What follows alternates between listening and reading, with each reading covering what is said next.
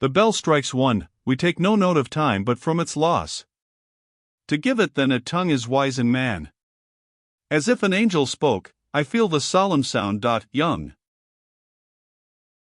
The moral which the poet has rather quaintly deduced from the necessary mode of measuring time, may he well apply to our feelings respecting that portion of it which constitutes human life.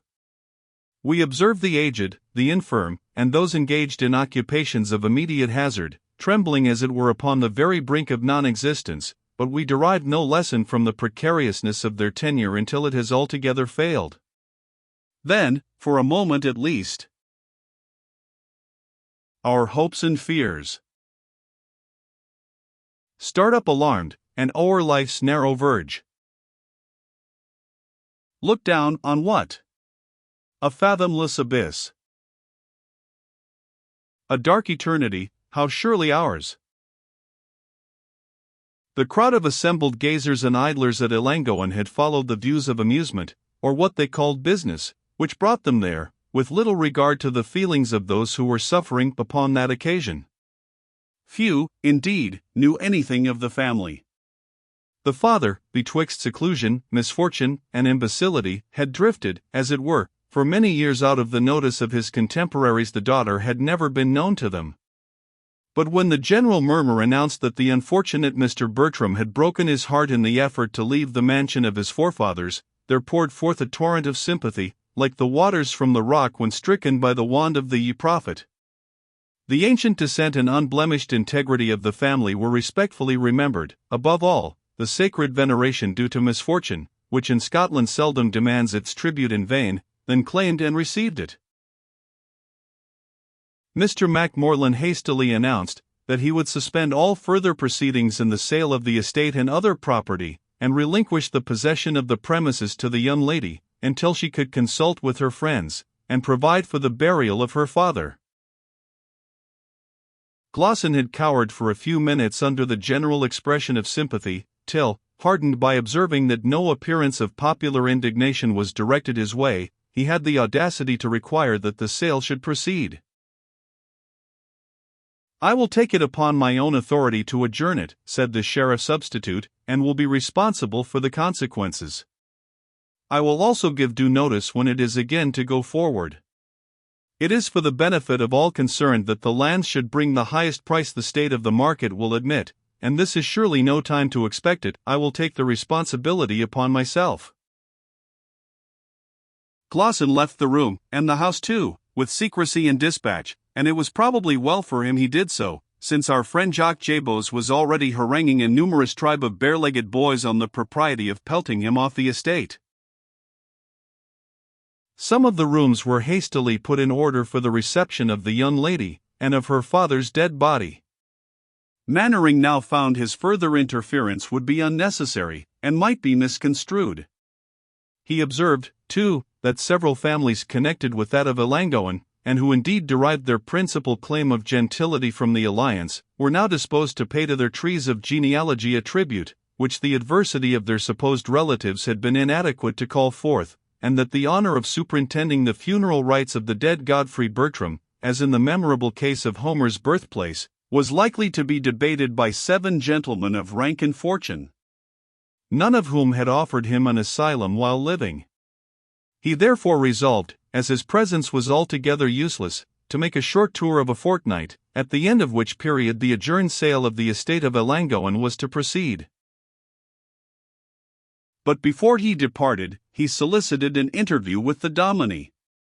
The poor man appeared, on being informed a gentleman wanted to speak to him, with some expression of surprise in his gaunt features, to which recent sorrow had given an expression yet more grisly.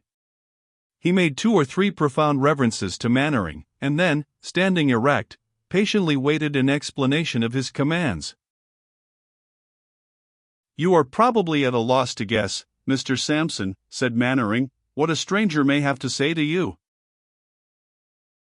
Unless it were to request that I would undertake to train up some youth in polite letters and humane learning, but I have yet a task to perform. No, Mr. Sampson, my wishes are not so ambitious. I have no son, and my only daughter, I presume, you would not consider as a fit pupil. "Of a surety, no," replied the simple-minded Samson. "Nathless, it was I who did educate Miss Lucy in all useful learning, albeit it was the housekeeper who did teach her those unprofitable exercises of hemming and shaping." "Well, sir," replied Mannering, "it is of Miss Lucy I meant to speak. You have, I presume, no recollection of me?" Samson, always sufficiently absent in mind, neither remembered the astrologer of past years, nor even the stranger who had taken his patron's part against Glossin, so much had his friend's sudden death embroiled his ideas. "Well, that does not signify," pursued the colonel. "I am an old acquaintance of the late Mr. Bertram, able and willing to assist his daughter in her present circumstances. Besides, I have thoughts of making this purchase, and I should wish things kept in order about the place. Will you have the goodness to apply this small sum in the usual family expenses?"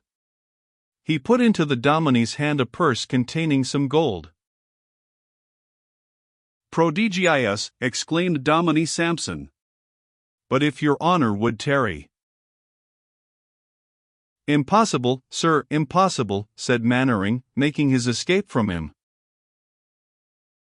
"Prodigious!" again exclaimed Samson, following to the head of the stairs, still holding out the purse.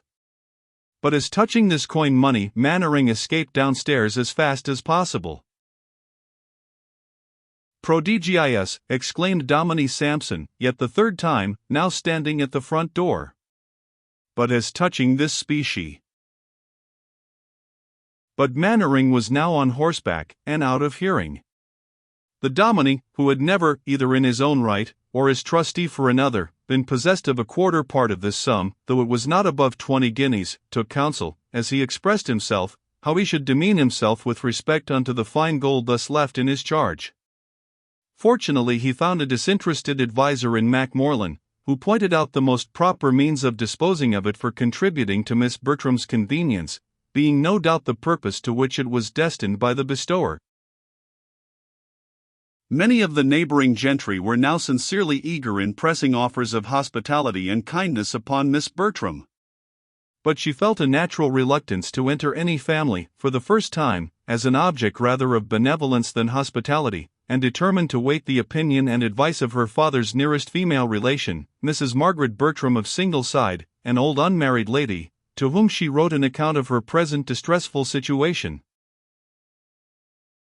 The funeral of the late Mr. Bertram was performed with decent privacy, and the unfortunate young lady was now to consider herself as but the temporary tenant of the house in which she had been born, and where her patience and soothing attentions had so long rocked the cradle of declining age. Her communication with Mr. Macmorland encouraged her to hope that she would not be suddenly or unkindly deprived of this asylum, but fortune had ordered otherwise.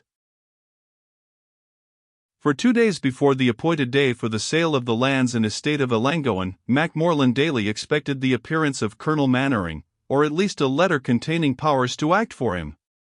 But none such arrived. Mr. Macmorland waked early in the morning, walked over to the post office. There were no letters for him. He endeavored to persuade himself that he should see Colonel Mannering to breakfast, and ordered his wife to place her best china, and prepare herself accordingly. But the preparations were in vain. "Could I have foreseen this," he said, "I would have travelled Scotland over, but I would have found someone to bid against Glossin." Alas! Such reflections were all too late. The appointed hour arrived, and the parties met in the Mason's Lodge at Kippletringan, being the place fixed for the adjourned sale. Macmorland spent as much time in preliminaries as decency would permit, and read over the articles of sale as slowly as if he had been reading his own death warrant. He turned his eye every time the door of the room opened, with hopes which grew fainter and fainter. He listened to every noise in the street of the village, and endeavored to distinguish in it the sound of hoofs or wheels. It was all in vain. A bright idea then occurred, that Colonel Mannering might have employed some other person in the transaction. He would not have wasted a moment's thought upon the want of confidence in himself, which such a maneuver would have evinced. But this hope also was groundless. After a solemn pause, Mr. Glossin offered the upset price for the lands and barony of Ellangowan.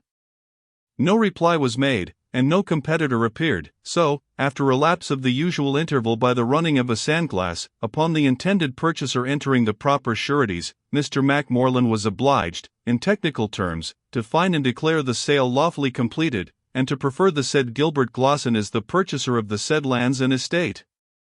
The honest writer refused to partake of a splendid entertainment with which Gilbert Glosson, Esquire, now of Ellangowan, treated the rest of the company, and returned home in huge bitterness of spirit, which he vented in complaints against the fickleness and caprice of these Indian nabobs, who never knew what they would be at for 10 days together. Fortune generously determined to take the blame upon herself, and cut off even this vent of Macmorland's resentment. An express arrived about 6 o'clock at night, very particularly drunk, the maidservant said, with a packet from Colonel Mannering, dated 4 days back, at a town about 100 miles distance from Kippletringan, containing full powers to Mr. Macmorland, or anyone whom he might employ, to make the intended purchase, and stating that some family business of consequence called the Colonel himself to Westmoreland, where a letter would find him, addressed to the care of Arthur Mervyn, Esq. of Mervyn Hall. Macmorland, in the transports of his wrath, flung the power of attorney at the head of the innocent maid-servant, and was only forcibly withheld from horsewhipping the rascally messenger, by whose sloth and drunkenness the disappointment had taken place.